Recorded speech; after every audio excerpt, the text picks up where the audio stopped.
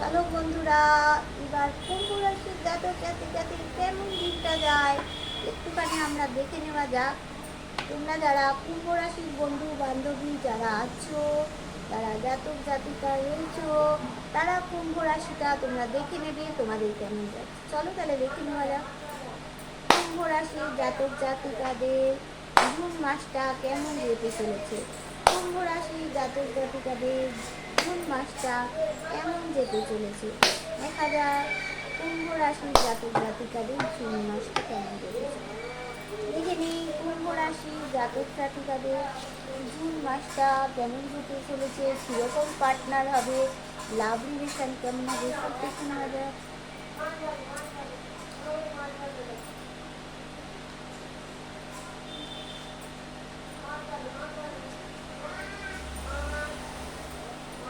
দেখো কুম্ভ রাশির জাতক জাতিকাদের বলবো যে তোমাদের একটা ওয়েলকাম কার্ড এসেছে, সব কিছু ভালোই হবে তোমাদের।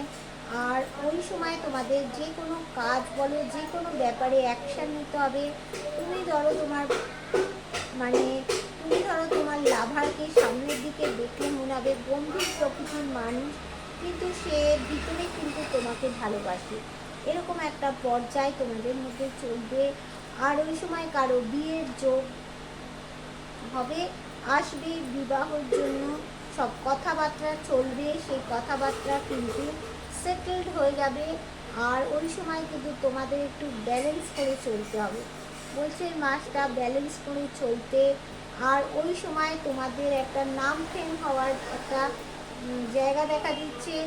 আর ঈশ্বরের প্রতি তোমার কিন্তু একটা ভক্তি বাড়বে, ঈশ্বরের কাছে একটু বেড়াতে যাওয়ার জন্য মনের একটা আকাঙ্ক্ষা হবে।